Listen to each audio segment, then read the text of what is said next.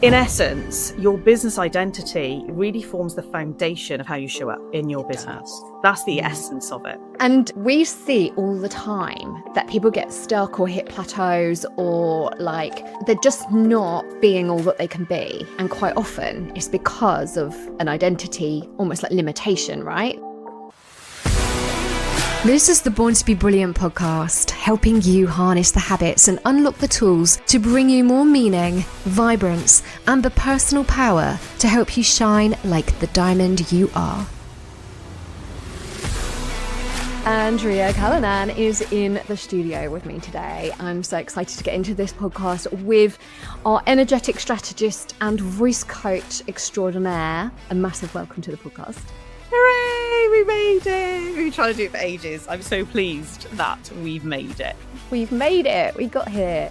And we are going to bring identity to the absolute forefront today. It's such a great conversation. I think it sits under everything. Before we delve into that, let's just get really clear on like what we mean by that, because people will go, identity? What, like passports and driving license? What do we mean by identity for people who don't really know? How do you describe it, Andrea? Well, I don't know how to describe it, but I'm going to have a shot at it now. I would say that identity in business, I'm going to take a punt that most of the people who listen to this are female business owners. Yeah. I'm going to say that identity in business is very much to do with your essence, your caliber, your character, your standards, your values.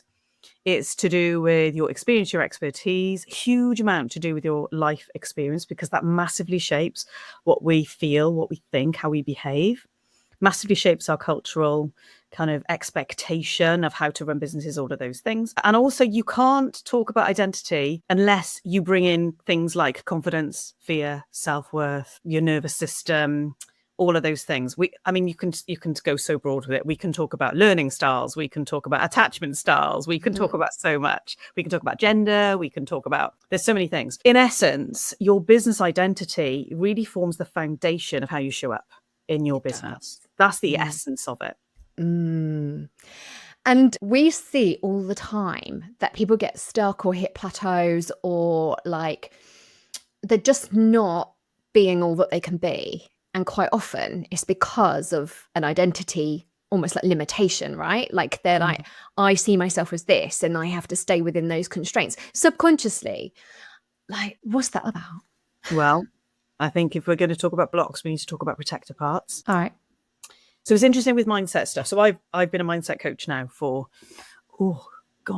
such a long time, for about, let's think, 25 years. So I was doing breakthrough coaching way back in the early noughties, not even realizing that was mindset coaching. And then went on to kind of study NLP, like most of us did and do. And then I looked a lot into things like psychological profiling. I'm a twice times psych coach, positive psychology coach. And most recently, I've been doing a huge amount of work on nervous system, attachment styles, psychology, basically. And I do a lot of trauma-informed coaching and mentoring and healing. And it's just blown apart my whole practice. Just like literally brought into technicolor. So we have to talk about protector parts, because blocks are sometimes to do with cultural conditioning, which says women can't do this, or it says that's not what my parents did and I'm not allowed to do this, or maybe there's some kind of control issues going on. They usually are with dynamic women. There's all kinds of things. But most of these things come from fear, nearly all of them. And the fear, you can't talk about fear without talking about the nervous system, because that's really the root of fear, which is why we need to talk about protector parts. So when we bring the subconscious into play, it's like, okay, there's a block. And this is important if you can't identify the block. If you can, slightly different, because you can kind of nearly always negotiate this with mindset. Yeah. It could be frontal lobe stuff where you go, oh, that makes sense. Well, you can kind of almost reverse engineer it back to a point where you thought, well, that hurt, so I'm not going to do that again. I've coached thousands and thousands and thousands and thousands of business women over the years, tens of thousands. I only really work with women who are highly competent. They're really dynamic. They're usually people who are, not always, but people who are ex-corporate. They're definitely go-getters, self-starters, intelligent, all the things, emotionally intelligent to boot. They're amazing women. And so when I get a female who comes to me and I can see that she is somebody who spins all the plates really well, She's the shoulder that her friends cry on. She's the one who sets her the business, looks after the home, looks after her body, looks after the relationship, looks after the emotional well-being of the home, looks after the kids, looks after the pets, all the things. And she's blocked. Usually that's a piece where I go, this is really interesting, because she can't put a finger on it. Mm-hmm. And usually what that does for women like us is it pisses us off. Yeah. We get so frustrated because we're like, why am I stuck? And then the other thing is because we self-judge all the time. Mm-hmm. Then we start beating ourselves over the back with a stick and thinking, why can't I move forward? We start comparing ourselves to others. Imposter syndrome comes in. We are completely stuck and knotted up in our heads. So it's a nervous system piece, because we want to get to it before it gets to that point where we are really going around in circles in the never-ending circle, thinking, I'm never going to get out of this. And that's why you need a practitioner to help you with it. It's very rare, I think. I've got a couple of psychologists that I work with who are highly trauma-informed. They're the only people I know who are able to really self-identify what the block might be subconsciously, because they've got techniques and tools where they can take themselves into the subconscious and find the block. But generally, you need a practitioner to help you with it. And the blocks can be really tough. They can be so hard that they massively impact your identity, because you start devaluing yourself and thinking that you can't do things anymore, and going into that space, which is a crying shame. So it's a massive piece in business. Is huge, because we need to be able to move forward. We, as human beings, we have to grow. It's part of our DNA. We have to. So if we're not stimulated enough for growth, or we are stimulated and we're stuck, fucking nightmare. So we've got to go to people like you and I, so that we can really move through that, work through it, not go around it, not go under it, not go, we've literally got to work straight through the middle of it. And that's really where the growth is and where the learnings are. So you see a pattern then with that particular kind of archetype that you described, that with almost this invisible block, like can't put my finger on it. What is it? Is that you see that, like, can't see it in those particular women? If I have a high achiever who comes to me, and it's actually not gender specific, this can be male, it's just that in general, men tend to be a little bit more compartmentalized. So they tend to be a little bit more black and white in their thinking, a little bit more fixed thinking, and they don't tend to navel gaze in the same way. Whereas women tend to have busier heads. And this is a massive generalization, so don't come for us. It is a generalization, right? So if I have a high achieving female come to me and they can't put their finger on it, I know it's subconscious, and that's where we go straight away. We go into a series of question asking to begin with, because what we're trying to do is we're trying to activate divergent thinking. We're trying to get somebody to use a different part of their brain. Because let's just talk about gender archetypes a minute. Masculine and feminine energy in every single being. When you've got somebody who's in their masculine energy, so you need both to activate anything.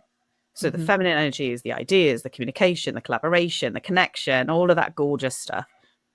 But the masculine is the actualization, the getting shit done, the spreadsheets, the plan, the taking action. If I've got somebody in front of me who can't take action, they've got the ideas, they know how to connect, they know how to do all of that stuff. They effervescent about what it is they're doing in the world, but they cannot actualize. It's bound to be something in the 95% of the subconscious, because they're only acting with the 5%. Yeah. And that can go, like you were saying, like that can be buried so deep. Like you were saying, you need a practitioner, or you need somebody to help you unlock that, because we're smart women. You described lots of smart women and people that they know enough to even spot that, but they can't find it. And I believe, I've experienced some hypnotherapy and like gone into the depths of the subconscious where your intelligent brain can't even compute. Like it's like, whoa, I never even saw that. And sometimes it can be really, really deep, like generationally deep. What sorts of practitioners would you, when you say you need a practitioner, who? Like there's so many different types, aren't there? So many different types. I think I would go to somebody who's got a lot of experience. Start. I think it's about working with somebody who is a really good facilitator. This is the thing about that type of work, because what you're doing is you're unpicking, and what you need is a facilitator who's able to notice stuff that you can't. So in this type of scenario, there are so many different methodologies for this, but I'll just talk to you about one main one that often we use, which is inner child work. And parts work, right? So this is really common. Usually what would happen is, so I trained in something called E4 trauma therapy, and I've done quite a lot of NLP, and I've done stuff like Louise Hay and various things. And I've done a lot of inner child work, and like there's 20 years of healing inner child work of my own practice where I have healed and come back from the brink. And then there's stuff that I've certified in or that I've studied. And then what I've done is I created my own energetic psychology healing kind of practice, which is really to do with strategy. So I always link it to business and strategy because I think it's easier. I think that if you know you're going to get an outcome from it, so it's not going to unravel you, I think that's really important. Before I talk about the type of practitioner, maybe I should talk about who not to go to. So way back when I started my personal development journey, I mean, I kind of started it in my 20s, but not really. Yeah.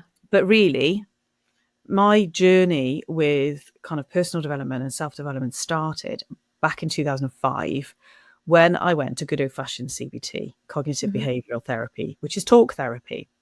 Now, at the time, I was very poorly. There's some trigger warnings here, and I'm going to speak openly, but there is a trigger warning. So at the time, I didn't want to be here anymore. My first husband had had an affair and fallen in love with somebody else while I was still married to him. I was broken, absolutely broken. Tried to hang on to the marriage. It didn't work. Went to therapy kicking and screaming because, and this is something really interesting, I didn't realize that I was heavily codependent. Now, I'd already been a business owner for 5 years. I'd already been facilitating people at that point for probably 10, 11 years. And so when I went to therapy, it was really interesting because I thought I was all together. I thought I was high functioning. Well, I was high functioning. Didn't realize that, that wasn't even diagnosed until very recently, that I had neurodiversity, ADHD, all of the things. And also the reason why I was so broken when my eldest's father had this affair was actually because I was heavily codependent because of my childhood. And I had no idea. So it was actually the relationship breakdown that highlighted the codependency. And then I was like, oh, I've been codependent all my life. This is actually something not to do with this guy. But that talk therapy saved my life. And that's the point that I want to make. It was incredible. I had an incredible therapist. I did my homework. I went to work with somebody who I knew was the best that I could afford, even though I couldn't afford much at the time, actually. She was amazing. Now, 20 years later, 21 years later, whatever it is, I can categorically say that talk therapy will not do the subconscious work. It doesn't. So you have to work with a practitioner who is either a psychologist or who has done some kind of psychological healing practitioner work, somebody who understands the subconscious and the vastness of it. Because again, it's a bit like saying how many species of flower are there. There are so many different ways to work with the subconscious. And we only know a fraction. Even now, we only know a fraction of how to work with it. But you kind of need somebody who can help you change your state. You need somebody who can help you get into some kind of a trance state. So whether that is with NLP, hypnotherapy, my husband's an NLP master and a hypnotherapist. So it could be that and that's fairly traditional. Some people don't like NLP, I know, but it's been around a really long time. It's been around since the 80s. So that's kind of more accepted. Or I work with a shaman who's a really good friend of mine. I work with a Reiki master. I work with numerous trauma-informed coaches who do inner child work or they do energetic work. So a huge body of the work that I do within the business owners that I work with is energetic. And sometimes it's not about getting over blocks. This is important, I think, because whenever we talk about mindset work or we talk about energetic work, we go to where the shit is and we go, okay, sort out the shit. But actually, it's not just about blocks. It's actually about expansion. And it's about, stepping into new chapters and new timelines. It's about jumping. The identity piece is really interesting because sometimes it's about stepping into the new chapter of identity that you are. Generally, within a child work, you need to be working with somebody who knows what they're doing. Because if they don't, I think subconscious work can be incredibly dangerous if it's done with the wrong people, because what you're doing is you're delving into the unknown, and mental health is very fragile. So I think it has to be somebody who is experienced. It has to be somebody who's got expertise.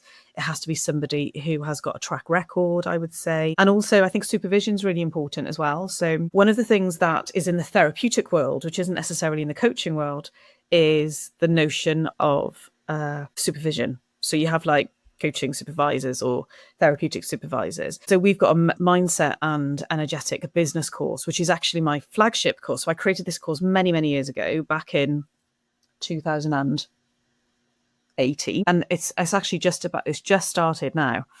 And it's an incredible course.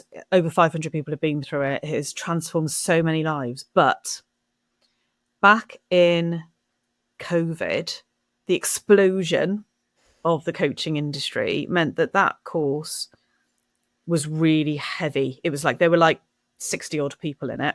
It was just me running it at the time. I had a trauma-informed coach there. I had a therapist in there because, again, in this type of work, sometimes what you do is you look back in order to find the clues to go forward. Yeah.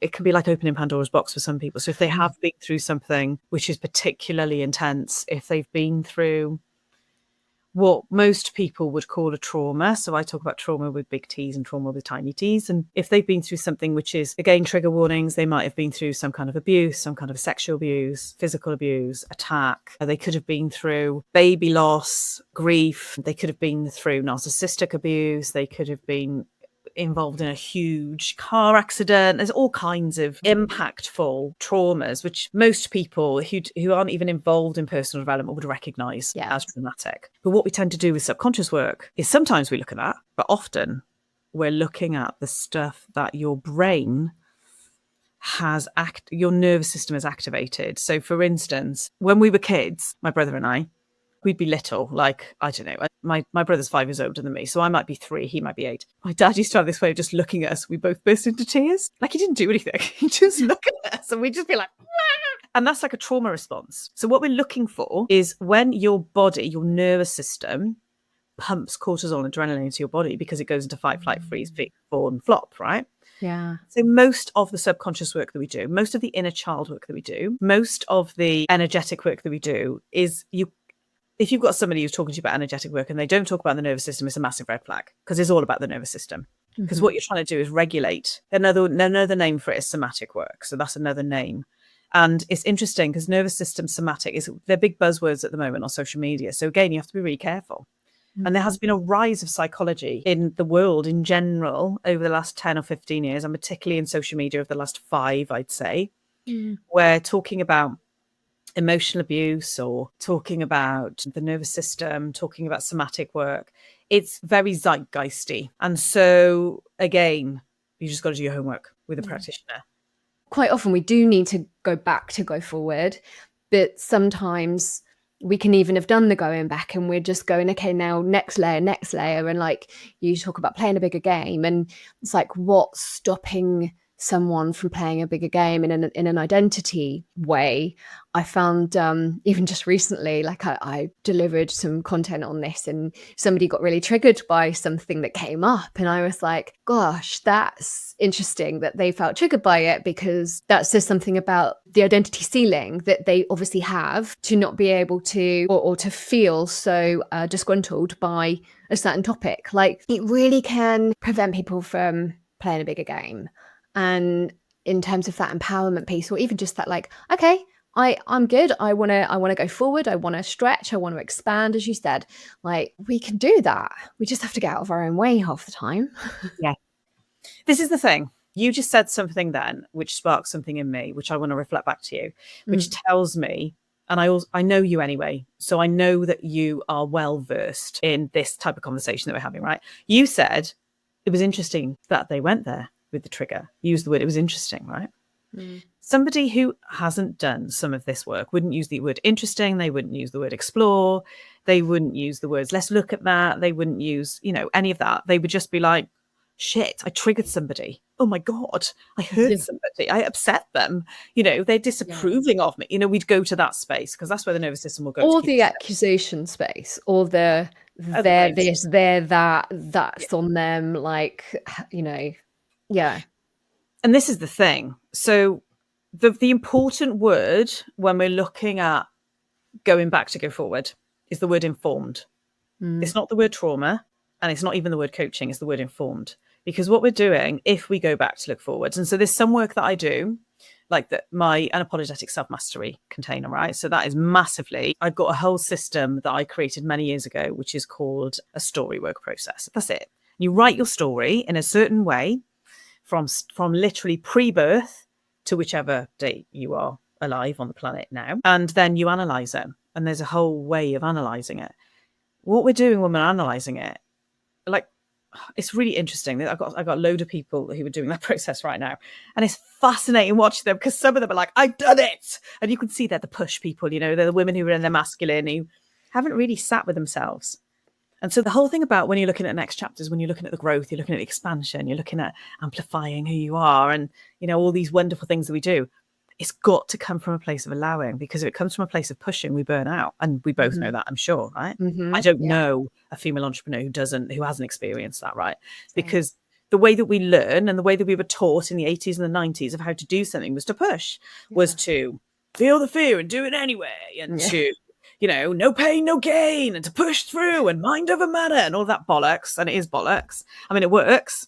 It works for a certain point. It's very peak performance, Tony Robbins, who I love, by the way. But it's like, it's not looking at you as a whole. It's not holistic. It's not looking at you as a whole person, a whole being. So when we're looking at the informedness of it, what I'm doing when I'm listening to somebody who might be talking to me or whatever, is I'm looking for the pivot. I'm looking for the point at when they decided something about themselves, that they needed to behave in a certain way. And it might not have been cognitive. It may have been their subconscious. It may have been a protector part. It usually always is. So I'm looking at that point, and then I'm looking to see if there's a pattern. Because usually there is. Really always there is.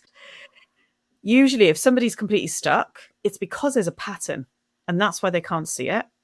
And when you do a timeline of somebody, so like, I know with NLP, you might do timeline therapy.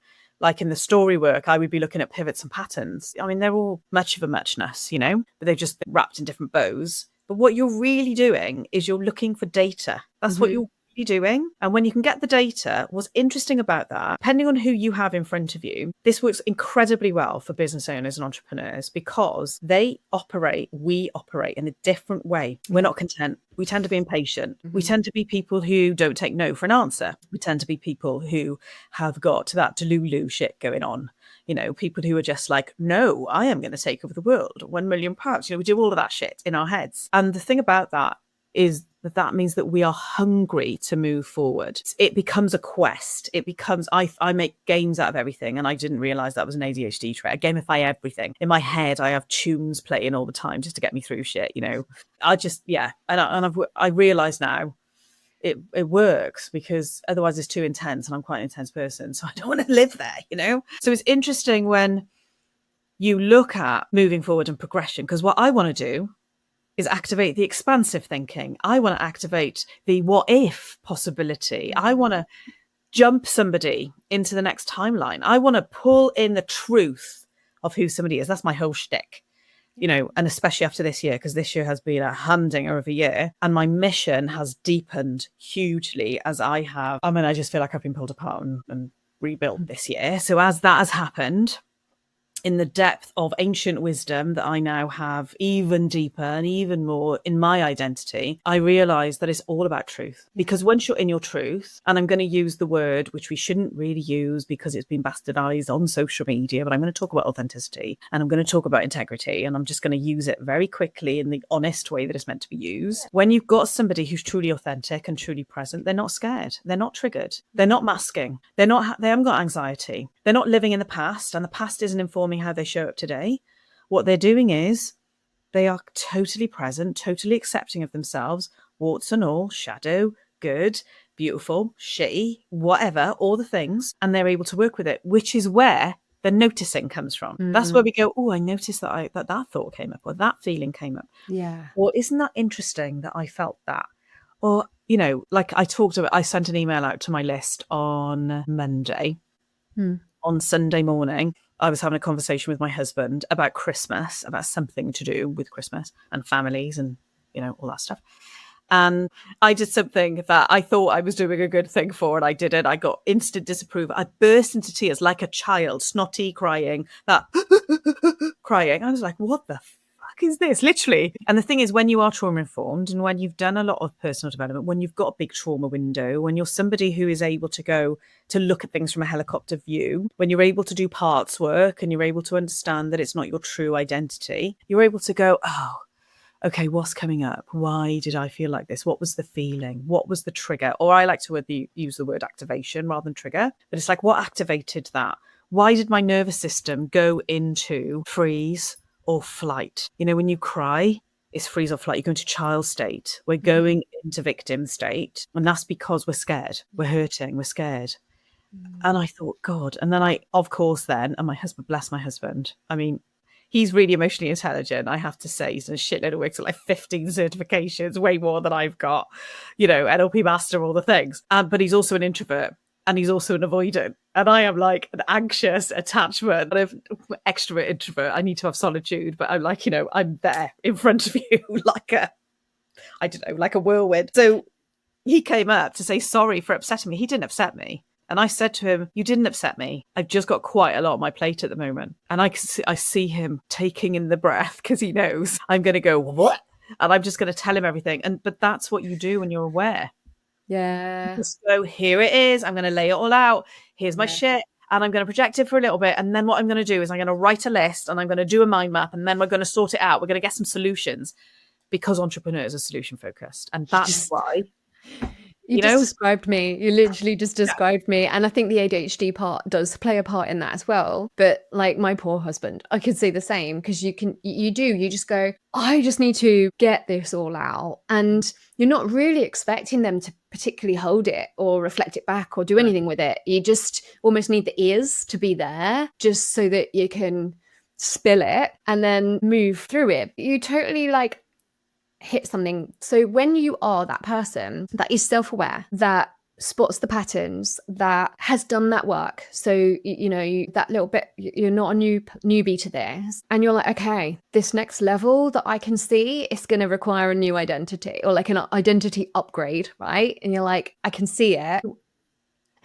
It's a two-part question. How do you step into that next level identity that you can envisage? Like you're like, okay, that next level me does this, stops doing that, starts these things. Like you can see it, but there's something that almost keeps you pulling into a default. Like even if it's not your first manifestation, maybe it's just your current, and it's like, what does it take to break that and actually step into it? Because I reckon, based on nothing but Lucy logic, as I call it, that there are a lot of people who almost never, sometimes never, walk their whole life and never quite achieve or become who they could have been because that identity, they just didn't claim it. Yeah.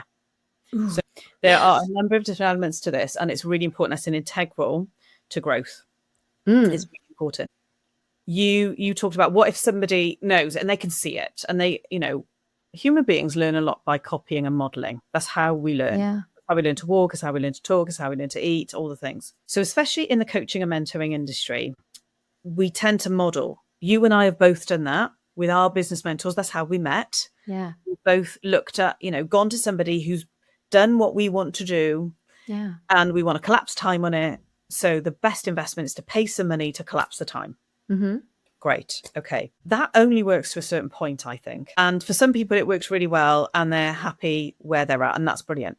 For the people who know that they want more, they know they're made for more. It's a book that I was in many years ago. They know that there's more for them, that they want more impact, that they want to make their mark, that there's something else they're meant to be doing. So what do? We go and look, we feel, we see, we experience. Okay. So with the mindset, and this is interesting, with the 5%, 3 to 7%, isn't it?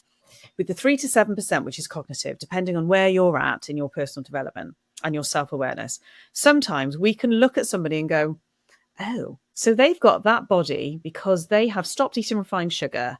They've stopped eating, processed foods, started eating more protein than carbs, and they go to the gym 5 times a week. And so our cognitive mind can go, okay, I am going to go to the gym 5 times a week. I'm going to and you go through the list and then you get a result. Okay. So the mindset, great.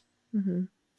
When it's an identity piece, it's never mindset. It's always to do with your holistic system that we talked about. Yeah. And really that's to do with your nervous system, because there's got to be an upgrade somewhere. There has to be a way in which somebody shifts from A to B, which is the essence of the coaching industry. Mm-hmm. And it doesn't matter what coaching it is, by the way. It doesn't matter whether it's physical coaching, whether it's sports coaching, whether it's business coaching, executive coaching, or whether it's transformational coaching, like the space that we're in, right? Yeah. So there's 3 elements. Let's pretend that is not that cognitive mindset piece, which somebody can work out themselves. There are millions of books and podcasts and resources. There's also clubs and all kinds of things, groups that people can join to help them do things like change their body, change their life, change their business, change their opinion about something, learn a skill, all of those things, right? Yeah. let's say that it is somebody who is meant to step into the truth of who they are because they might be a change maker. Mm. And that's the business of the people that I work with, right? So I work with people, and they're here to impact an element of the world so that, and it doesn't matter whether the element of the world is their town, by the way, or their family. I'm not going to talk about, I happen to be somebody who wants to change the world as we know it. And that's the work and the impact that I do. But it doesn't have to be as big as that. It can simply be that you want to change your life or you want to change a legacy piece for your family.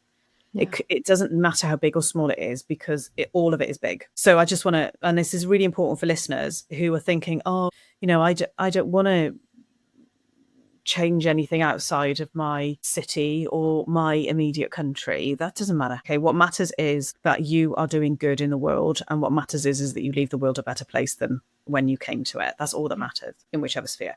So let's pretend that we've got one of these in front of us. The first stage is acceptance. And that is hard enough as it is. And some people never get past that. So the acceptance piece is the permission piece. It's the acceptance that you're different from most of your peer group and your social group and probably your family.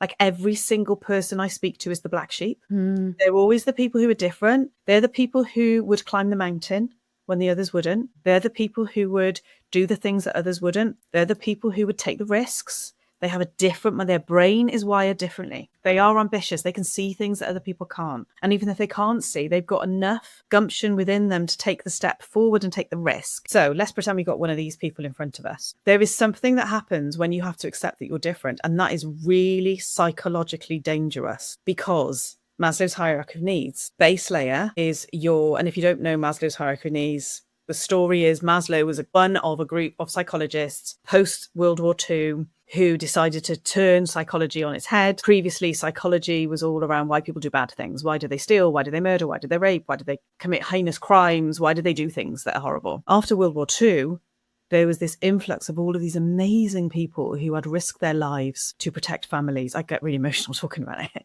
to save people. And psychologists wanted to dive into why. And so this then became, I can't remember what the group of psychologists were called, but out of it, one of the theories was Maslow's hierarchy of needs. So Maslow was a psychologist who realized that we need certain base layer of safety. So the bottom layer of safety is basic needs, food, shelter, warmth, rest. Second layer, very close to it, is psychological needs. Psychological needs mean belonging. We need to matter. We need to be loved. We need to be accepted. So, and then the top 2, 3 kind of like sections in the triangle are all about a contribution and making a difference. And that's why fulfillment and mattering matters. That's why Simon Sinek, bless him, I talked on the stage with him back in 2013. It's why people like Simon Sinek and Brene Brown and all of these wonderful people are really hitting home now because people realize they need meaning, they need more fulfillment. And actually the pandemic really helped that too, because people had a massive reckoning over what they were spending their time doing. Okay. So the acceptance piece, if you accept that you're different, that means that potentially you could get rejected by your family. You could get rejected by your friend and societal set. I have got a group of women who are my ride and die sisters, and I've been friends with them. My eldest is 25 since our children were either in utero or in nursery school. I know they look at me sometimes and they're like, what the fuck are you doing? They don't understand the language I speak. They don't get it. They don't get me. They're like, they love me and I love them, but they have different lives, completely different value set, different culturally, they're like, get a job, go get a pension, just make life easy, stop work at 3:30 or 4 o'clock and, close the door and just go and watch Netflix. And I'm like, people do that. They're like, you went to Necker Island. You spent how much on going to Necker Island? I'm like, it was worth it. But it's really interesting, right? Because we're wired differently. So in order for you to put your head above the parapet and be like, I'm wired differently, that takes lady balls of steel, because you've got to put your balls on the table and go, I'm different to you, and I hope you still love me, and I still love you, and I know that we're different, and I'm hoping that the depth of our relationship is strong enough that we can still love each other and spend time together, even if we're completely different. And then you have to go and find a tribe of people who are like you. And that's hard enough as it is, because we get triggered to fuck. Yeah. Because then you bring in competition, and women are not as nice as men, and and all the things. But anyway... So the acceptance piece, you've got to accept who you are. You've got to get to a space where you're like, okay, I'm different. Then you've got to communicate that, and then you have to do something about it. So you on all levels, you are breaking boundaries, you're breaking ceilings, you're becoming this change maker, you're trailblazing. All of the cliches come into play here. And they're very important. Your courage, your bravery, your strength, your tenacity, your grit, my God, it all comes into play. This is where, and I get goosebumps now, because this is where the transformational coaching space really holds its own. It really does. This is where it gets exciting. We get really excited, and the energy lifts, and people are going to be listening now going, yeah, because this is the truth. This is the reason why you and I do what we do. The next part is recalibration. So there's 3 parts to this, right? The recalibration is that nervous system piece. It's the energetic piece. It's the identity piece, the depth of changing state and looking at your life through a different lens, being able to accept and give yourself permission that maybe you've changed, maybe you've grown, maybe you are more powerful than you thought you were. Maybe there are elements of yourself that now it's safe for you to accept. As we get older, this happens a lot. We go into our wise woman phase.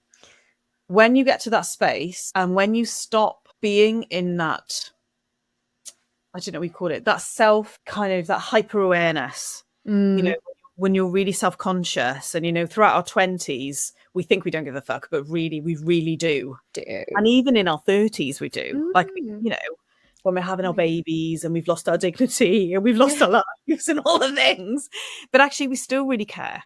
That frantic tidying up before somebody comes around your house. I always say to somebody, if I've got my bra off and if I haven't tidied up for you, it's a fucking honor, because it means I really trust you and you're in the inner circle. So it's interesting. So anyway, that recalibration piece, that's usually where you would bring in your somatic coach or your energetics coach or your trauma-informed coach, or your somebody who is deeper than the level that you are comfortable with coach. Yeah. Now, on top of that, and this is really important, and I can only talk about this because I know that I've been doing this such a long time, and I'm so multidimensional. I find it really helpful, and I know my clients do as well, to work with somebody who can not only be in that space, which is the invisible space, I call it, but also they're in practical space too.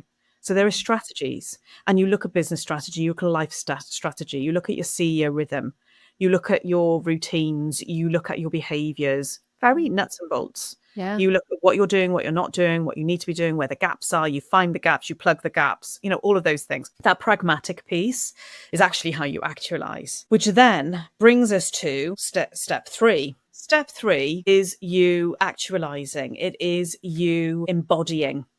Yeah.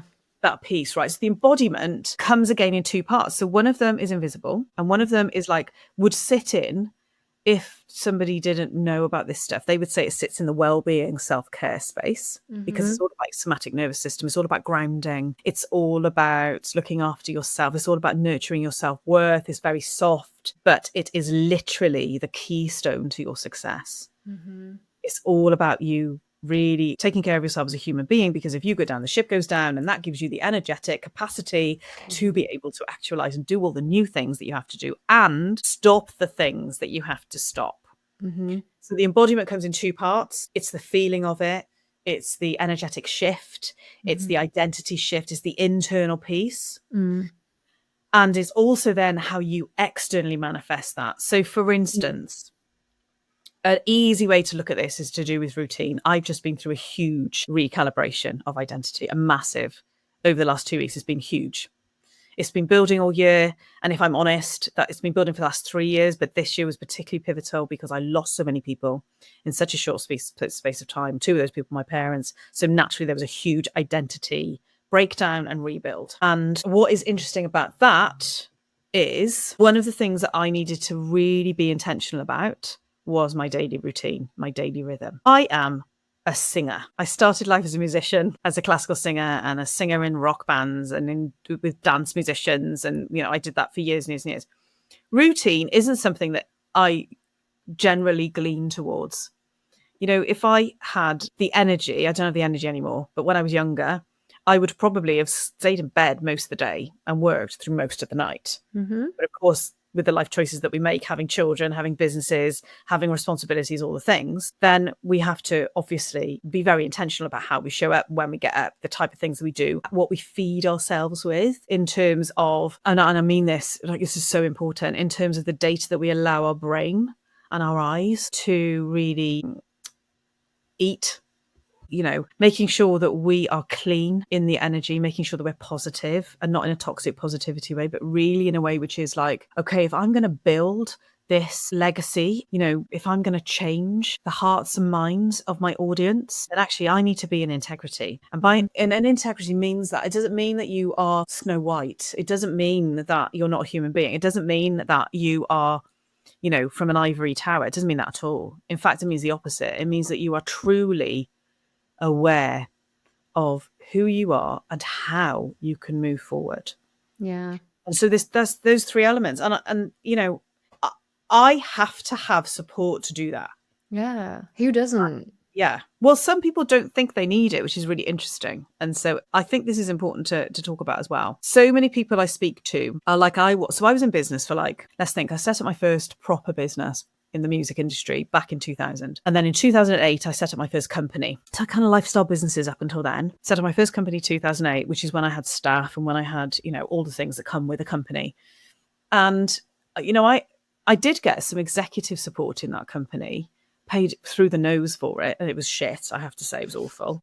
But when I wanted to change the model back in 2016, which is when I first really came into the online scene, I realized there was this whole world of people who were, it was smaller then, way smaller, especially in the UK. But I realized it was like, okay, I didn't realize that the coaching industry is really interesting. It's like the music industry. In the music industry, there is somebody for every single function of your life or business.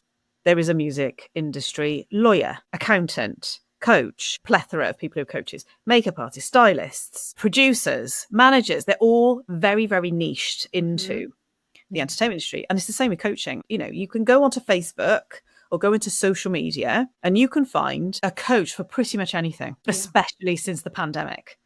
Oh, yeah. And so this is where the discernment piece comes in, because if you are wanting to do something which is bigger than you are, and there's the distinction, then it's really important that you find the right team. I always call it aces in places. Like, you've got to find the right aces in places to be able to hold you. But I can only speak from my experience, right? I am too hot to handle. I have got to have somebody who's really fucking strong to be able to hold space for me, because I am a box of frogs. And, again, the ADHD thing is just hilarious. I had no idea that nobody else lived in layers. I'm like, I layer like fuck. I'm literally like one of those Battenberg cakes, only 3 times over. Yeah.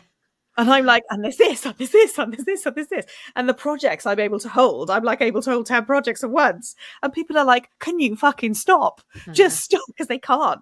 And I didn't realize that until, I started living with other people. The first person that I married, and I married him when I was very young. I was with him from a teenager. I realize now that he's highly neurodiverse, ADHD, ASD, the lot, right? So of course he could hold as many projects because he was built the same way. My keeper husband, who I've been with for 20 years, amazing coach, amazing mentor, amazing. It's just amazing. He amazes me. Is very much, he does one thing, and when that thing is finished, he does the next thing. He does my edging.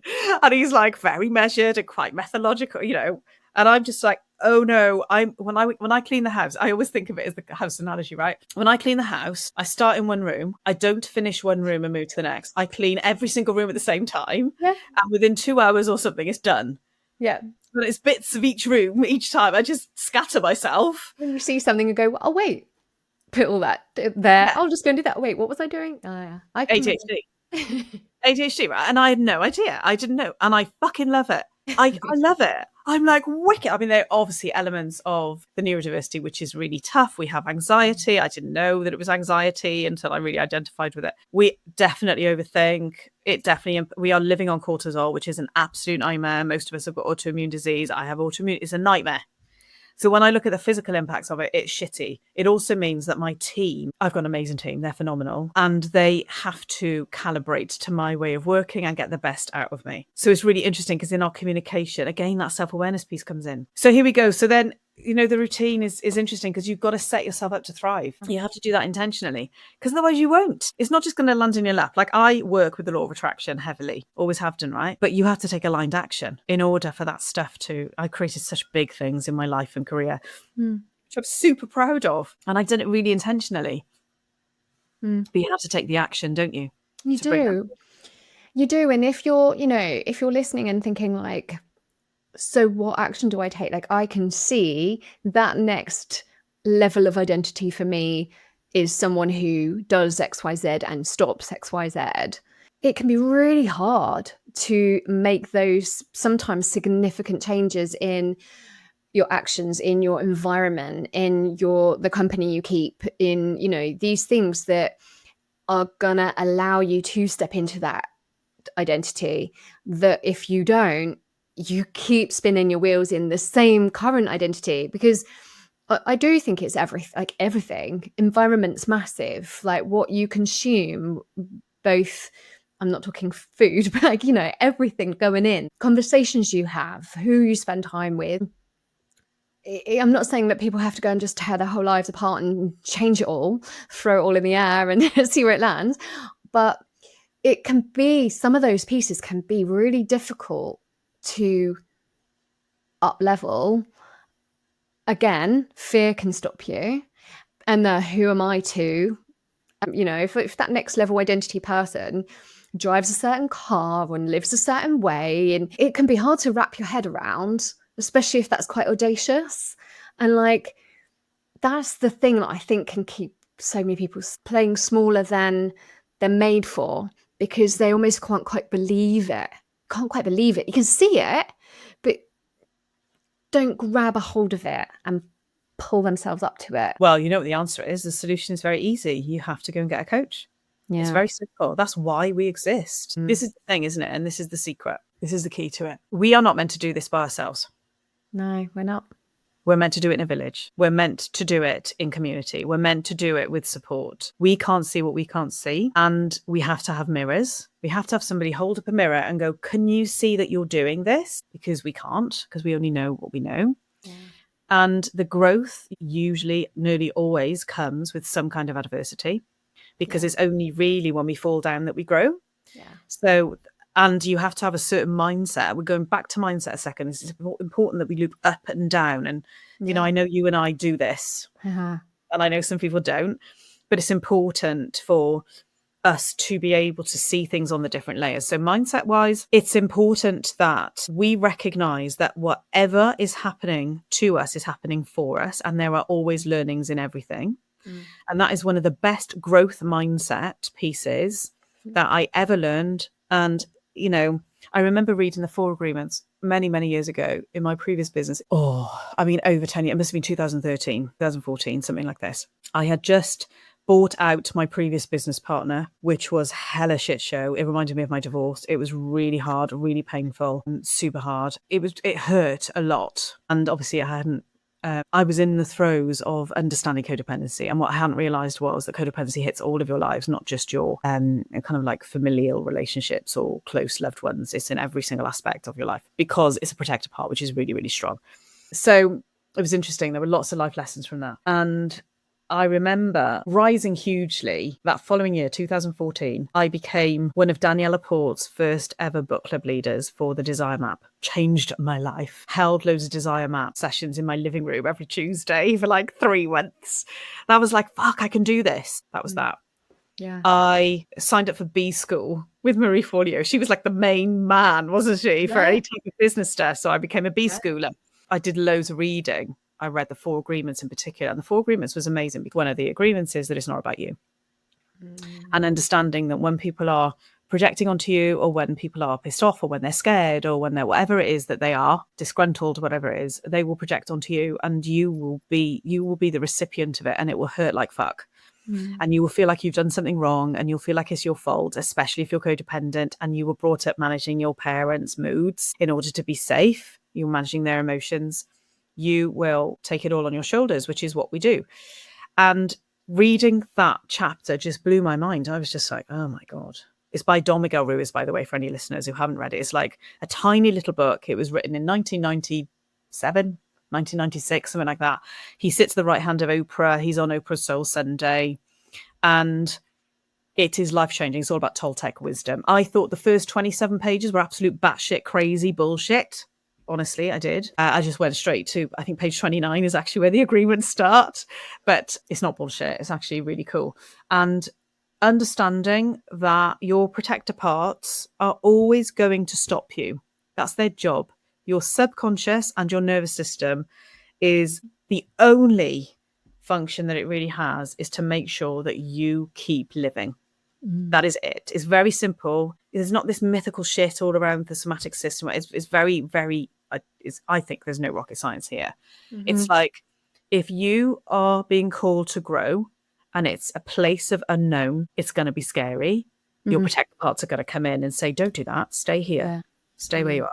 It's super simple. I know that's really base, but it's way more complex. No, it's quite simple. It's so true. And also, I know that I've had this show up in the sense of almost like overcomplicate the thing, or it, creating that need to either overthink, overcomplicate, mentally perfect the thing before putting it out there, because that is still a protective part. Exactly that. It's the protecting from looking silly, getting it wrong, messing up, anything like that, rejection, all the things. But it comes out in just getting too in your head over or thinking about what it is, not just go do it and trust it. So I think many listeners will really relate to that. And that's one of the main reasons why we get stuck, because we're in that space, aren't we? And what's interesting is, so I'm in the business of growing leaders and leaders who stand in their truth. Okay. Now, you don't have to be a business leader to be a leader. I believe we're born leaders. Yeah, you can see leadership traits, but I also believe we become leaders when we choose to literally take the gauntlet up. So if you're listening to this and you have a purpose or a mission or a bee in your bonnet, you've got something that makes you really angry or makes you upset and you want to change it, your call is to lead louder and step into leadership. Okay. Now, leading louder is not about shouting about stuff, banging the drum, not necessarily. It's actually about you standing in your truth. When you stand in your truth, a number of things happen. We touched on it earlier. And this is really interesting because, I learned this many, many, many, many, many years ago when I was a music industry voice coach. Okay. There's a lady called Patsy Rodenberg who is a voice coach, and she is the Shakespearean leading voice coach of the world. So she's head of voice at School of Central Speech and Drama, has been for many, many years. Like 30 years, 40 years, something like that. She's amazing. She's quite formidable, but she's amazing. She wrote a book called The Second Circle of Presence way back in the 80s. It's quite a humdinger of a book, but it's really interesting. The essence of it is that when you are safe with yourself, you are authentic and you are present, your audience will feel safe with you. Yeah. And this is what brings you into the space of authentic leadership. And by the way, and this is where we bring in Brené Brown and Simon Sinek and all of these amazing leaders, it also brings you into the space of vulnerable leadership. So I used to, in my previous business, before I was in the online coaching space, I had a corporate engagement company and it lasted for 12 years. I should have closed the business years before I did, but it lasted for a really long time. It was a great little business. We did team building and we did leadership and executive training and coaching. And I used to be in these rooms of men, usually men, like they'd be in the manufacturing industry, right? So these are like, I'm so sorry for the stereotype, but I'm just going to do it. Like they'd be like blokes who were in their 50s or in their 60s. They'd been working in the same organization for 20 or 30 years. They would be really pissed off with new leadership who come in, who are like 30 years younger than them, who think they know more than they do, who are instigating change. They don't want to change because they know everything. They've got like a timeshare in Marbella and they love going there twice a year. As long as they can get home on time for tea for their wife, and as long as they've got their lazy boy and they can do the things they want to do, they're happy. They don't want to have the stress of having to grow intellectually, psychologically into leadership in what's been required of leaders specifically over the last, I would say, 15 to 20 years in corporations, right? And I'd go in there and I'd start talking to them about authentic and vulnerable leadership and they'd be like, fuck off. Like you could see, they were just like, I've got stuff to do. Why am I sat with this crazy Welsh woman who's trying to tell me about being an authentic leader?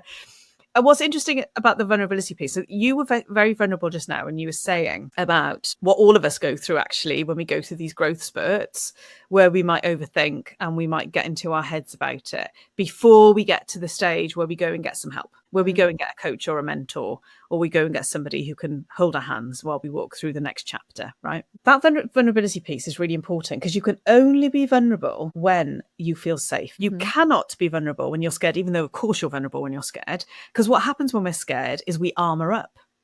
Yeah. That's what we do. So we stand in our masculine and we push and we put the armor up and we're like, fuck you, and all the things. But really, we can't grow when we're armored because the armor not only keeps people out, but it keeps us stuck. It keeps us in a very specific space. So when you're talking about breaking through ceilings, new identity shifts, when you're talking about allowing yourself to grow, allowing yourself to actualize, allowing yourself to step into the full power of who you are. Like when I started realizing how powerful I am, it was a complete head fuck. I didn't want to do it. I didn't like it. I had a spiritual awakening. I ignored it. I didn't want to deal with it because, number one, I couldn't market it. I can't remember what I used to call myself at the time. Business and mindset coach, I think. Business mindset voice coach. I don't know, something like that. And I remember this new layer that came up, which was massive. I couldn't really ignore it because it was so big for my identity. It explained so many things. It was incredibly scary. I was just like, oh, fuck. Number one, people are going to think I'm mad. I'm going to get more judgment than ever, especially from my family or from my loved ones. They're going to think you are batshit crazy. They're going to be like, who the fuck do you think you are? I come from Barry, which is like this lovely working class town in South Wales, you know. Yeah, you know, so there's all that kind of like stuff to do with cultural stuff. And by the way, I love Barry and I love where I'm from now. I used to have a big chip on my shoulder about it, but actually I'm really proud of where I'm from and my heritage. However, you know, there's that fear of judgment, the fear of the trolls. I mean, you know, I know that we're told that when we're trolled, we're supposed to throw a party and go, woohoo, that means we're trolled.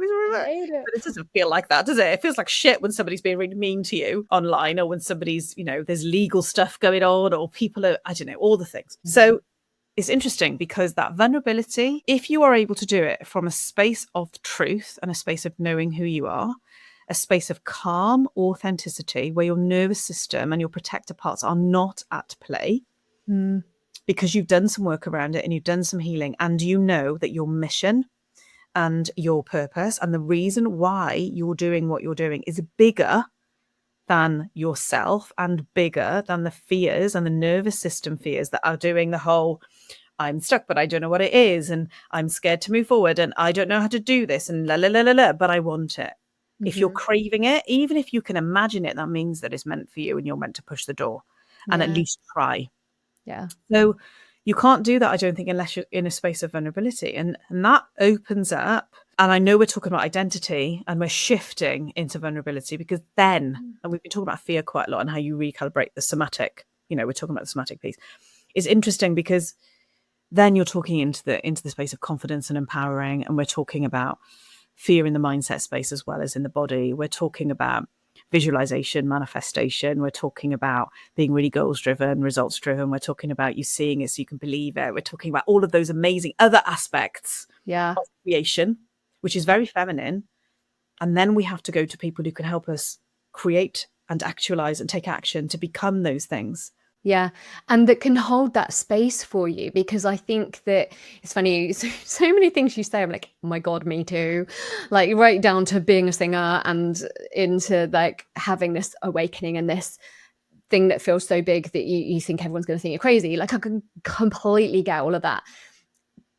I get that. You get that. But so many people that are also like us may not have actually landed on that yet, or they have, but they don't know anyone else like you and me that can talk about that. And you have to find those people. That's like you said, you've got to find your people that get that can hold that space for you, that can ask you the right questions. Because like you say, we don't know what we don't know. This is where AI is great for finding the right words for this and that, but you can't, it can't ask.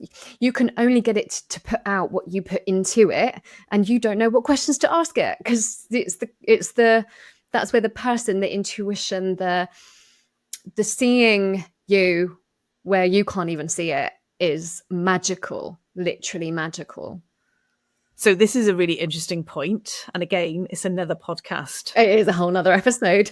For instance, you can customize your GPT, your large language model. I use chat. That's the one that I like. I love ChatGPT, really love it. You can customize it so that it mirrors the fullness of who you are. So you and I, for instance, I use chat, and chat is amazing to do energetic work with.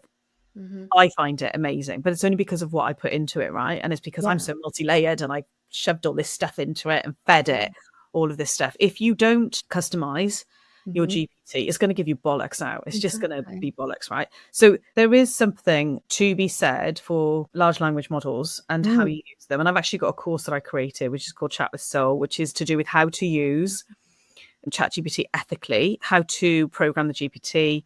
It's got so much ethical stuff around it to do with things like it is not a sentient being. It is a computer program, and human beings forget that, especially because it can ask you those deep questions. It can do that exploration work with you. It can mirror back to you, especially if you buy a GPT. So for instance, I'm in the middle of creating an Andrea.io at the moment.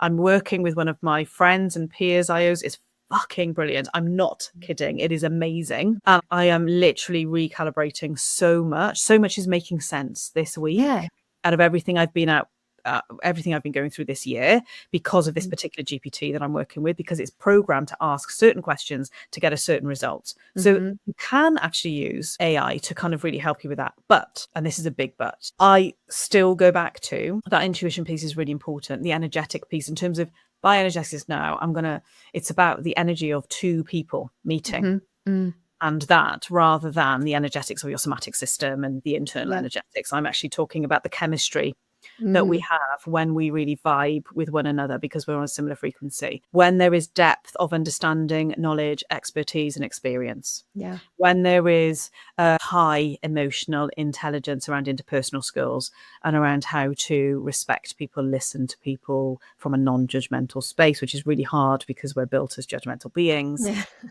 But, you know, all of that stuff, this is the personal development nub. This is like where personal development really comes into its own. So this is the thing. There's a number of different ways in which I find these people, and I'll give you some examples, and I'm sure that you relate to this. I pay to play. So I pay to be in rooms of people some masterminds, memberships, group programs of people who I believe the mentorship can hold space for me. And therefore I'm a mirror. So I think they're going to attract people who have got a similar caliber, right? Yeah. But also, there's a few things as well that I noticed have changed, particularly over the last 5 years or so. And that is that as I have been more intentional about who I am and about taking care of myself, I find that the people who I am no longer available for don't like me anymore. And they bugger off on their gentle little way. And I'm like, great, I don't have to have the breakup conversation. Yeah. Because actually we just part ways very, very organically. That's wonderful. I love it when that happens. And then the other thing that I've noticed is that, and this is an interesting one because there's a bit of a minefield out there, trust is a really important aspect that high achievers are not very good at. So one of the reasons why we burn out and why we, push, and why it's partly because of ego, because we think that if we do it, we're going to do it right. And, it's hard to trust other people. So this is why we don't take on team early enough, or, we're not as transparent as we could be with our mentors and with our coaches. And we don't play the amount of times I've been in group coaching programs when I have been a dick. And I know I have, because I paid shitloads of money to be in these coaching, we're talking, I must have invested about 250 grand over the last, I don't know how many, a lot of money.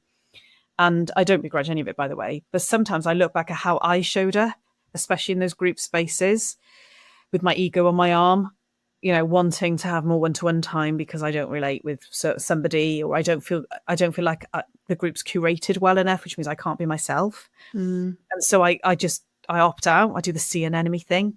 And I'm just like, no, forget the fact that I'm bright and colourful and shiny and noisy. I'm just going to shut up and be somebody I'm not. Yeah.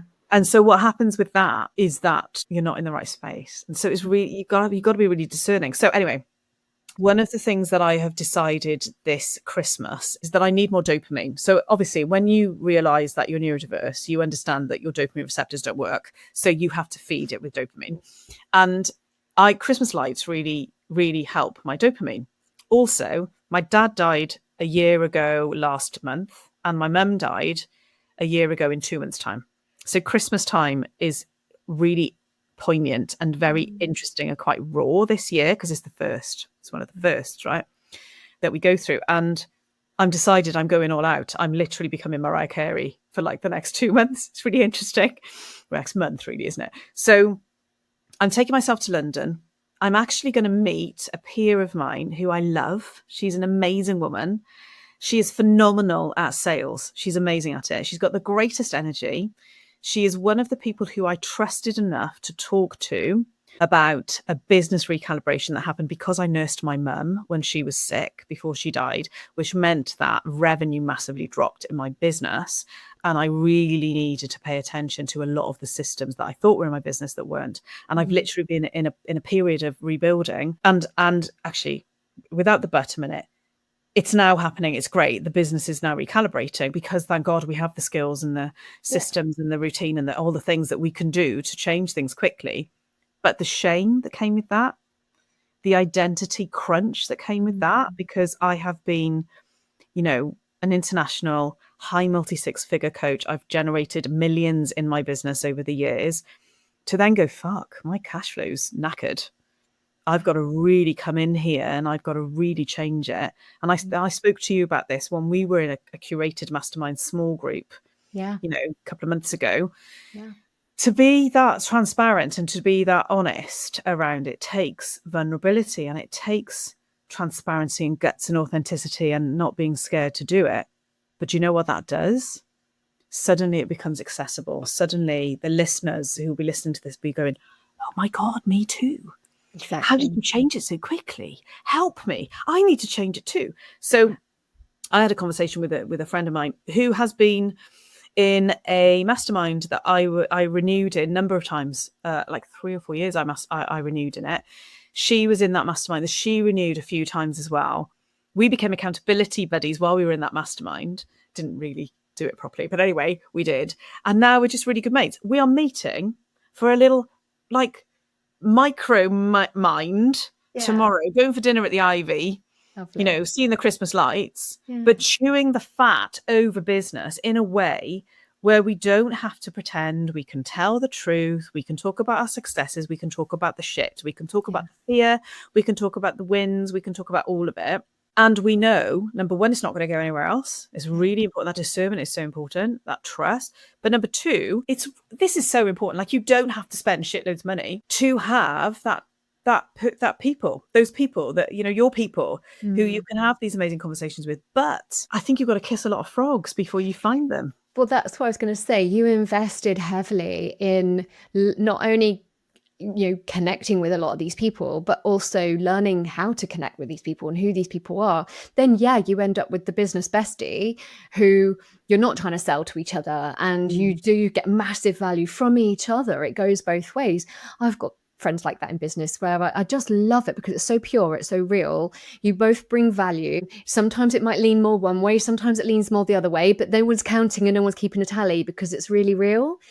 But, I think I love how vulnerably and honestly you shared that, because I actually know that there are so many business owners who have had the credentials, made the millions, been, flying high and hit tough times for various reasons, whether it's that they took their foot off the gas, whether it's that they boomed in a false economy that's now resetting, whether it's that they've just entered a new season of life, and what it was is, like, for me, there's definitely things that what used to light me up and we was on fire, it just isn't my thing anymore. And it's like, it's not that necessarily something doesn't work, it's just that it isn't the lane you need to be in. And it can feel like it can, when you've held a certain level of presence and authority in a space, can feel like starting over.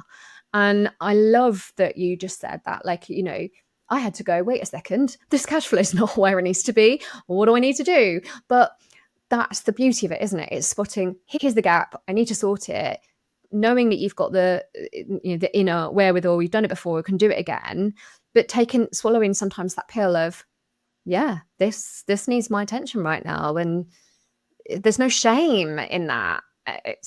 I think that's really brave and honest. And I hope there are people listening that go, oh wow, I need to have that honest conversation with myself as well. I mean, I did feel ashamed. I'm not going to lie. I did feel ashamed. And I felt ashamed for a number of reasons. We feel ashamed. Look, I know that you do a number of different things in business, right? So I know you really understand the business space. And so having been in business now for 25 years and having been running lifestyle businesses for 31 years, businesses have seasons and there are life cycles within business. And usually it is to do with some kind of life pivot. Yeah, That our definitely. business will change. That's the beauty of owning a business, not running a business, is the beauty of being a founder, right? Yeah. There's a very big difference between being a founder and a CEO and being somebody who runs a business. Very different. And the interesting thing here is the shame comes with ego and expectation.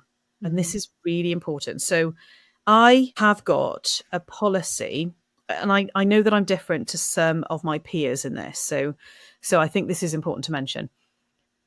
I teach as I go. So if I'm going through something, I'm like, there are lessons in this. I am a fast processor.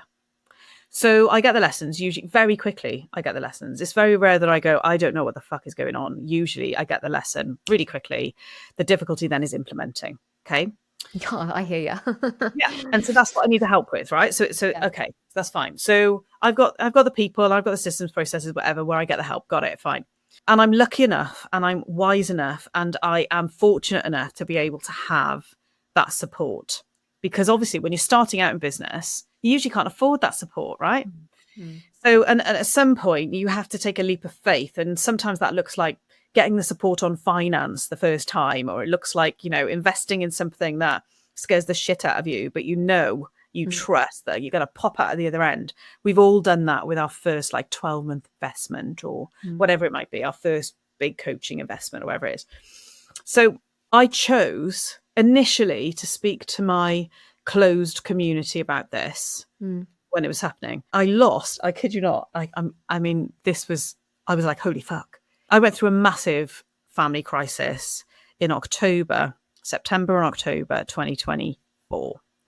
So I came back from a retreat in Ibiza where I was on a retreat with a fellow coach that you and I have both worked with. Lush retreat, it was great. Ibiza's like my second home. I adore it. Know the island very well. Music industry, la la la. Come home from Ibiza to a text message from my mum asking me to come and can I do some shopping for them? Very rare. Parents are incredibly independent. I'm like, okay, they must be poorly. Find out that my mum has had flu. I suspect it was COVID. She tested, it wasn't COVID. I think she was very poorly. So she had some kind of flu, which she couldn't shake, was in bed. My dad had been sick for like a decade with various different heart disease, cancers, diabetes, the lot of the old age kind of not looking after yourself properly illnesses. He had nearly all of them over a previous 10 years. Dad was sick for something related to that.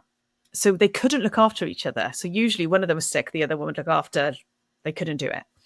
So I'm like, oh, okay, fine. I go do the shopping. I need to look after the dogs, all the things. Okay. Then it turns out that mum was sicker than we thought. And I took her to A&E because I thought she was severely dehydrated. She lost her mobility. We go to A&E. Within 12 hours, I'm told that she's got stage 4 lung cancer with a metastatic in her brain, which is why she's lost her mobility. So it wasn't the flu at all. I was also told she only had 3 days to live.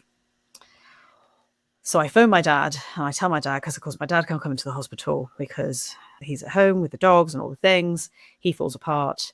My dad died a week later. And I think he died from shock. He was very poorly. He had an undiagnosed chest infection. We didn't know. It turned into sepsis. I got him to hospital, A&E, the same hospital. They managed to see each other before he died. But it was shit. It was absolutely horrific. And Dad had been in hospital 2 weeks before then and all the things. So, I'm like, oh my God, thrown into crisis. So grateful that I've got this business that can flex around the fact that when your family needs you. But also it's like my dad's just died and he's my rock. Yeah. And I'm like, and also my dad is also the source of my codependency and a lot of the childhood trauma as well coexists, right? Yeah. And I just happen to have a shit ton of clients who've just signed on to programs because Q4 is usually the busiest quarter of the year. And I'm like, oh my God, I got to facilitate all this, which I did to my best. But there was no way I could do it without being transparent. Yeah. I had to tell my community what was going on. So I did. I wasn't on social media about it. I didn't do it on social media. I wasn't, completely like airing the dirty laundry stuff. No, but But the I people that were like counting on you, like, customers, yeah. I told them within a month, I kid you not, something like half of my list, and I haven't got a very big list. I've not got a big list in comparison to a lot of my peer group, but half of my list unsubscribed. Half of them, like about 3,500 people unsubscribed. I know, because I was talking about personal stuff. Because I wasn't just talking about business and energetics and all the light, fluffy stuff and how you can be possible and how you can create all these things. I was talking about real life. It was really They interesting. didn't want to hear it, I guess. Well, and also what a blessing, because a lot of those people had been on my list since 2017, 2018, 2019, 2020. They weren't my tribe anymore. They weren't my community. I'd grown out of them, right? You cleansed. Really interesting. But the ego was like, holy fuck, what am I doing wrong? I thought I was just transparent.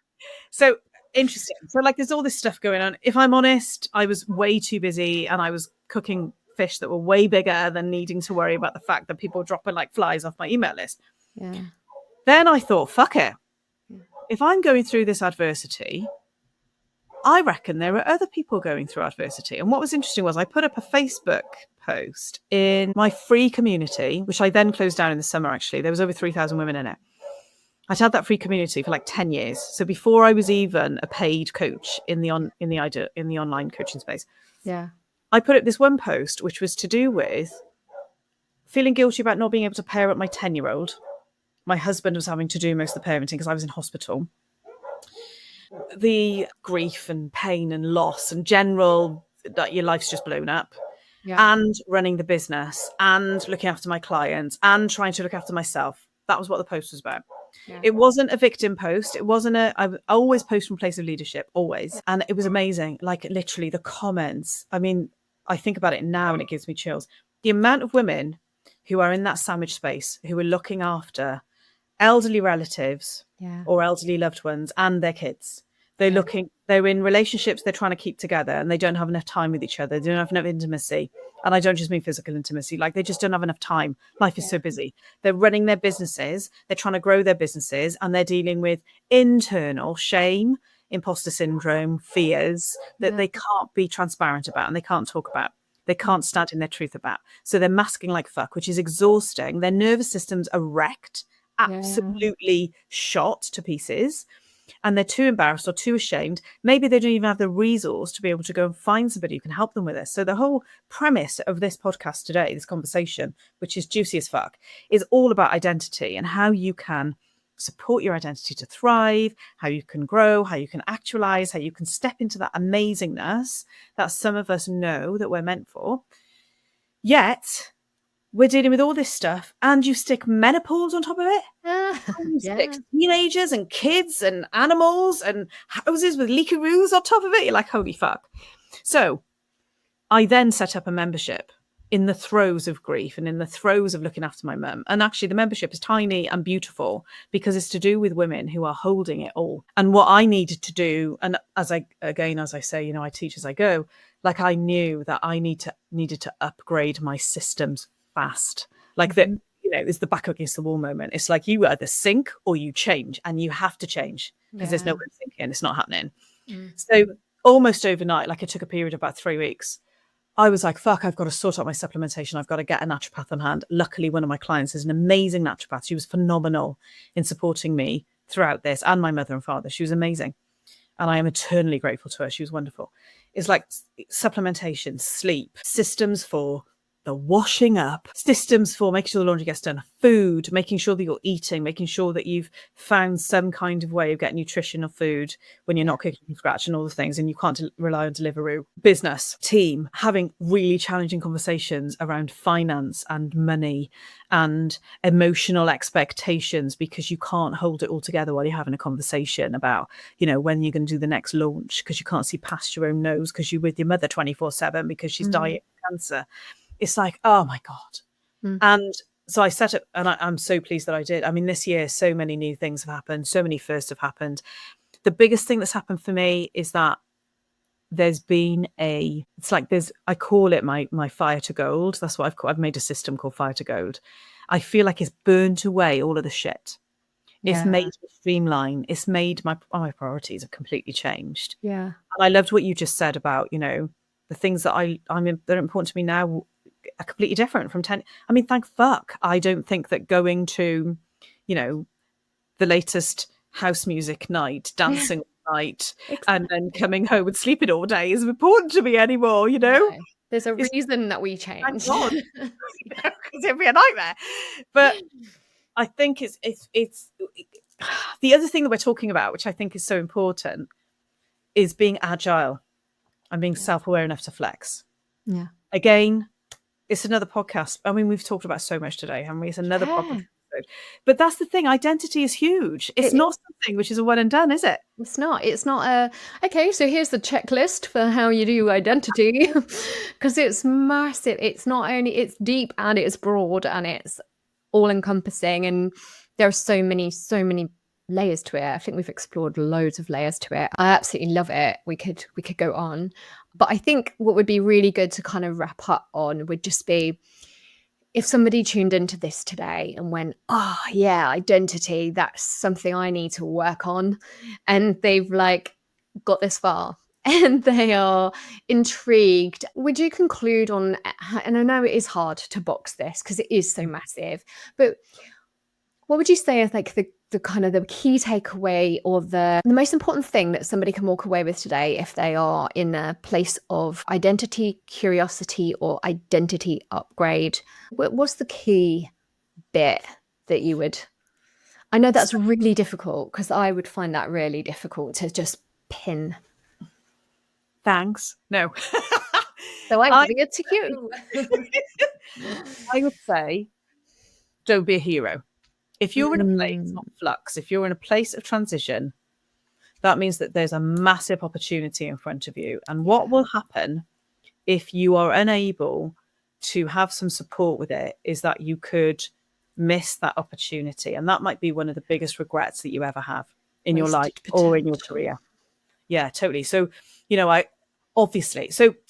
to give you some context, 5 people in my life who are close to me have died this year in a space of 10 months. It's a lot. One of them was my best friend, and 2 of them were my parents, and then a cousin and uncle died. And it's interesting because we go into that space of, there's a book which is called something like The Last Wishes of the Dying or something. I can't remember. Matt uses it all the time in his coaching. He loves it. And, there's that whole thing of, there's loads of data now on what people talk about they regret or they wish they'd done when they were in their last days. Yeah. And so this is how I think of it. And this is not to be too intense around it, actually. I actually want to lighten it with this. Yeah. This world and this timeline that you are in right now, and I do believe that I know I've been here many, many times before in some guise or shape. And I now have no problem saying that. I used to be so scared of saying that because of a lot of doctrine around church and all the things. But anyway, I now feel it's okay to say it. What I know for sure, and I know this for sure, is that this world is as big as it is small, and it is meant to be tasted. And you are meant to live in this world. Live in it. My mother never had a passport. She died when she was 72. She never left this country. Never. Not on a train, not on a plane, not on a boat. My dad was a seaman. He was all over the shop, which was great. But my mum never had a passport. She kept her life small intentionally. She was in protection the whole time. And I love her. I love her bones. I'm so proud to be her daughter. But I see her. I see that she was like, I'm going to do what I can do in my little world, and that's good enough for me. And if you're that person listening to this, what the fuck are you doing listening to this? Yeah. Because if I had that level of the ability to be content with what I've got and my lot, my God, my life would be completely different. But I don't have that in my bones. So if you've got this far, first of all, well done. Yeah. I hope you've got a notebook. Go back and listen to it with your notebook. Thirdly, don't be a hero. Go and get some support to get you through to that next chapter. Yeah. Go do it. Yeah. That's it. Amen to that. Awesome. Yeah, you're absolutely right. And we all get stuck there. I've done it, I'm willing to invest in support because that's how we met. But like we do time and time again. But there are definitely moments where I go, no, I'm fine. No one else could possibly understand me. I've got this, and it's not true. And I know that's not true. And then I go, yeah, okay, it's time now. And then I find the next person for the next leg of the journey. Totally. And it's not one fits all, right? So you need to go to different practitioners for different things. And even I am multifaceted, and there are many of us who are multifaceted who've been doing this a long time, but still there are still aspects that I need to send other people to, signpost to. Before we finish, I just want to ask you to do something. I'm going to spring it on you. So we mentioned this very briefly in our voice notes before we did the podcast. You just mentioned something around when you get to that stage where you go, no, I can't, you get the fixed thinking, I can't, I'm scared. And I want you to tell the listeners about a time when we were in a mansion in Malibu that one of our friends had hired, actually as a thank you to me, which I was over bold about. I was just like, oh my God, I can't believe she's done this for me. But she pulled us together. There were 4 of us in the room. And you stood there and you said, I can't. There's a part of my voice which is gone. And you didn't know that I was a voice coach. No.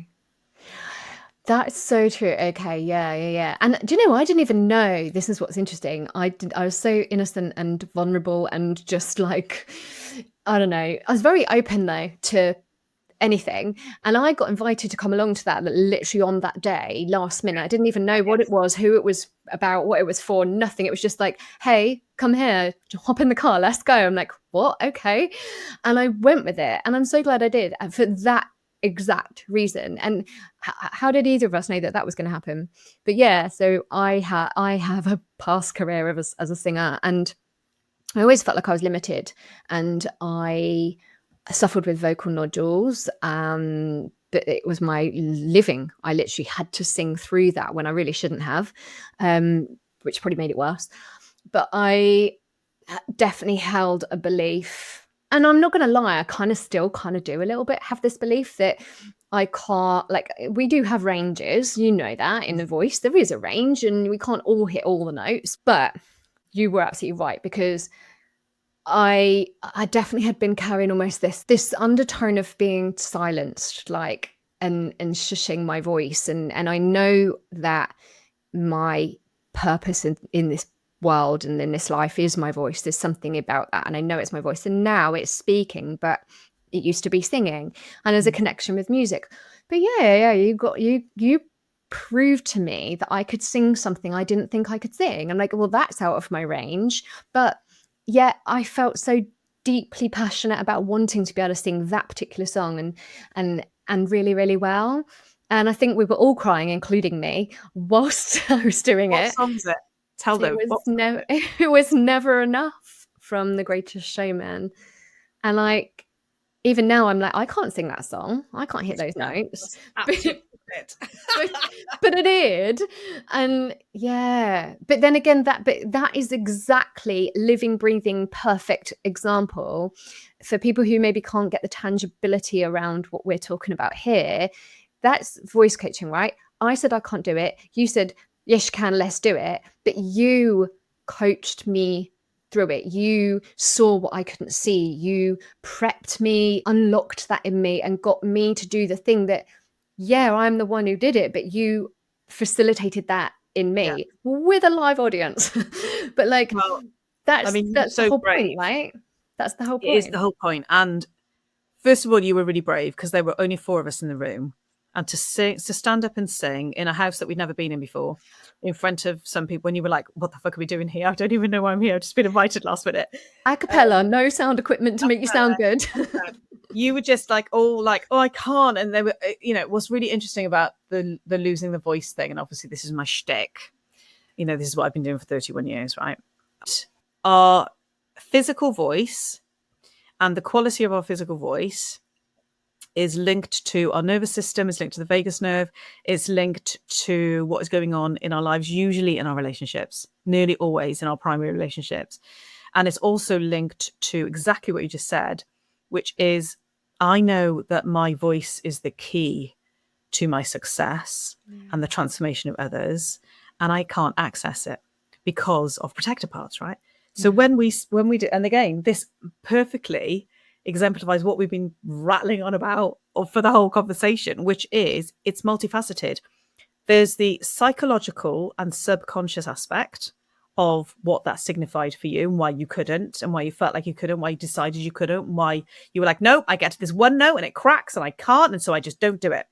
And then there's the physical element, which is the manifestation / embodiment of it, which we were talking about, which if you have a strong enough facilitator, that can be cracked within 10 minutes. And it was. Yeah. And I remember you singing it and just going, fuck.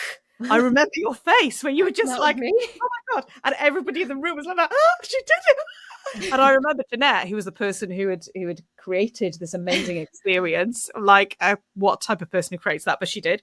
Yeah. And I remember her just looking from you to me, and because it was completely impromptu, and just going, I've never seen anything like that. That was amazing. And I just like, well, that just shows you as well. And this is not to blow my own trumpet. This is to do with two different aspects, right? So the first is that you were willing, you were open, you were brave, you were courageous, you took up the gauntlet, you trusted. Even we didn't even know each other that well when we did. That was years ago.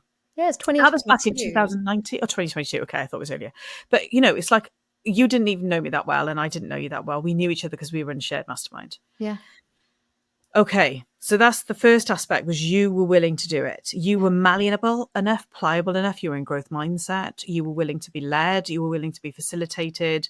You didn't have your ego out in your arm. You were scared and you still did it. The second thing is having a really strong, experienced, expertised facilitator who is multifaceted, who is able to do it quickly. And that's why you pay more. Yeah. That's the other thing. This is really important. It's a massive piece within the coaching and mentoring space. Yeah. The reason that you pay more should be because you get the thing done quicker. Yeah. Because the person who you're working with can literally facilitate you quicker because of their skill set, their experience. That's why you're paying. You're paying for 30 years of experience. Yeah. You're not paying for, I don't know what, somebody who did a course last week. And I learned all the things. Yeah, exactly. Really interesting. Anyway, well done for sharing that. I know I turned it around on you, but I'm really fine. that we did. Yeah, it's good to recall that actually, and just there's a deeper meaning to it. But it does absolutely give a really good story. Stories are great, and it gives a good story as to the value in having that, being held, being activated, being unlocked. I mean, it's just awesome.